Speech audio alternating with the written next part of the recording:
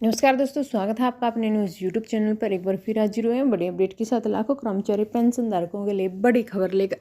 जी हाँ दोस्तों, जैसा आप सब जानते हैं कैबिनेट बैठक हुई थी और कैबिनेट बैठक में हमारे कर्मचारियों के लिए 9 बड़े ऐलान किए गए थे और कितना आपको एरियर दिया जाएगा, पूरी की पूरी डिटेल हम आपको इस वीडियो के माध्यम से बताएंगे। कहीं भी वीडियो को स्किप न करें, वीडियो को लास्ट तक जरूर देखिए। वीडियो आपके लिए बहुत ही यूजफुल है। अगर आपने भी चैनल पर फर्स्ट टाइम विजिट किया है तो चैनल को जरूर सब्सक्राइब करें, साथ ही साथ बेल आइकन को भी जरूर दबाएं, जो न्यूज आती है उसका नोटिफिकेशन आपके पास तुरंत पहुंच के। तो आइए दोस्तों, बिना किसी देरी के वीडियो को स्टार्ट करते हैं। आज की जो लेटेस्ट अपडेट है, क्या है 9 बड़ी मांगे रखी गई थी, जिसमें साथ ही साथ एरियर देने का वादा किया गया था। सेवानिवृत्ति कर्मचारी व पेंशन एसोसिएशन ने 8वां वेतन आयोग से केंद्र सरकार से 9 बड़ी मांगे रखी थी, जो केंद्र सरकार उनको पूरा नहीं कर सकती, जो लोकसभा चुनाव में बहुत बड़ा खेला हुआ था। तो चलिए हम आपको बता दें कि कौन सी मांग केंद्र सरकार के समक्ष रखी गई थी, क्या कुछ प्रभाव था। दोस्तों, सबसे पहले हम बात करेंगे 8वां वेतन आयोग की। केंद्र सरकार के समक्ष कर्मचारी और पेंशनधारक यूनियन ने 8वां वेतन आयोग की कमेटी के गठन को लेकर मांग रख चुके हैं और 8वां वेतन आयोग 1 जनवरी 2024 से लागू होना चाहिए, लेकिन अभी तक इसको लेकर कमेटी का गठन नहीं किया गया। अब तक कमेटी गठित नहीं होती है तब तक रिपोर्ट जारी नहीं होगी। ऐसे में 8वां वेतन आयोग कब लागू होगा।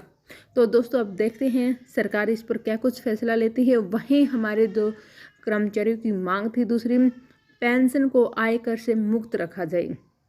पेंशन भोगियों की यूनियन ने केंद्र सरकार के समक्ष दूसरी बड़ी मांग रखी। केंद्र सरकार के बाद दोस्तों, पेंशन धारकों की पेंशन आयकर से मुक्त रखा जाए।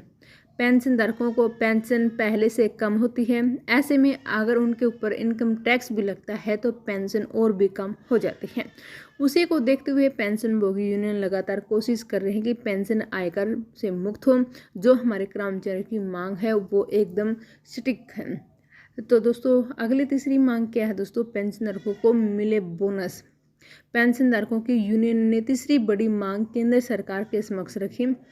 पेंशन भोगियों को भी बोनस का भुगतान होना चाहिए।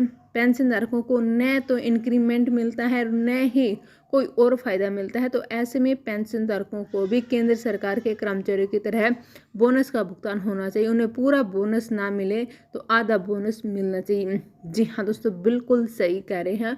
हमारे जो पेंशनधारक हैं उनको बोनस का लाभ नहीं दिया जाता, ना तो इंक्रीमेंट दिया जाता है और ना कोई अन्य फायदा। तो ऐसे में हमारे जो पेंशनधारकों की मांग है बोनस को लेकर एकदम सही है, तो केंद्र सरकार इस पर भी ध्यान दे। वहीं दोस्तों, अगली जो मांग है बहुत बड़ी मांग है, रेलवे टिकट में 50% छूट हो। पेंशनधारकों यूनियन में एक और बड़ी मांग रखी कि पहले की तरह रेलवे टिकट में उनको 50% छूट दिया जाए। और ये पहले यह सुविधा दी जाती थी, लेकिन कोरोना काल के बाद इसे बंद कर दिया गया, जो कि अभी तक शुरू नहीं हुआ है। ऐसे में पेंशनधारकों की यूनियन ने केंद्र सरकार के सामने ये प्रस्ताव रखा कि पहले की तरह पेंशन भोगियों के रेल किराए में 50% की छूट दी जाए, पुरानी पेंशन को बहाल किया जाए। जो सबसे बड़ी मांग केंद्र सरकार के समक्ष रखी, हमारे जो पेंशनधारक हैं उन्होंने पुरानी पेंशन को बहाल किया जाए, कि नए कर्मचारी हो या पुराने कर्मचारी सभी को पुरानी पेंशन का फायदा मिलना चाहिए। नई पेंशन योजना में कोई भी फायदा नहीं है, ऐसे में सभी को पुरानी पेंशन का लाभ दिया जाना चाहिए। जी हाँ दोस्तों, अगली जो हमारे कर्मचारियों की मांग थी, कम्यूटेशन बहाली को 12 साल पर। अभी के नियम के हिसाब से कम्यूटेशन बहाली 15 साल बाद होती है। और आपको बता दो कि जब कर्मचारी रिटायर होते हैं उनकी पेंशन में 40% कटौती होती है और ये कटौती पूरे 15 साल तक होती है। ऐसे में पेंशन भागी हैं उनको ज़्यादा पेंशन सरकार को देना पड़ता है। उसी को देखते हुए इस बहाली को 12 साल पर होनी चाहिए। ऐसी मांग केंद्र सरकार के समक्ष रखी। उम्र के अनुसार पेंशन में बढ़ोतरी। जी हाँ दोस्तों, जो भी एक बहुत बड़ी मांग रही है हमारे पेंशनधारकों की, केंद्र सरकार के सामने जो मांग थी कि 65 साल की उम्र होते ही पेंशनधारकों की पेंशन में 50% की बढ़ोतरी होनी चाहिए। 70 साल की उम्र में 10% और 75 की उम्र में 15% की बढ़ोतरी होनी चाहिए। और अभी के नियम के हिसाब से 80 साल पूरे होने से बेसिक पेंशन में 20% की बढ़ोतरी होती है। इस बढ़ोतरी का क्या फ़ायदा है, बहुत कम पेंशन भोगी इस सुविधा का लाभ उठा पाते हैं। उसी को देखते हुए 65 साल से पेंशन में वृद्धि का फायदा मिलना चाहिए। 30 जून रिटायरमेंट कर्मचारियों को नेशनल इंक्रीमेंट का फायदा। जी हाँ दोस्तों, हमारे जो कर्मचारियों की मांग रही है सरकार के समक्ष कि जो कर्मचारी 30 जून को रिटायर हुए होते हैं या होने वाले हैं, ऐसे में कर्मचारी को 1 जुलाई को नेशनल इंक्रीमेंट का फायदा मिलना चाहिए। सुप्रीम कोर्ट भी कह चुकी है ऐसे कर्मचारी 1 साल की सेवा पूरी कर लेते हैं तो ऐसे में उनको फायदा मिलना चाहिए। केवल केंद्र सरकार को देने में क्या हर्ज है। केंद्र सरकार तत्काल प्रभाव से इसको लागू करने ऐसी मांग रखी जा रही है। जी हाँ दोस्तों, 18 महीने का एरियर तुरंत प्रभाव से हो। जो कोरोना काल में हमारे कर्मचारियों का एरियर रोक दिया गया था दोस्तों, तो अब उस एरियर को बहाल किया जाए।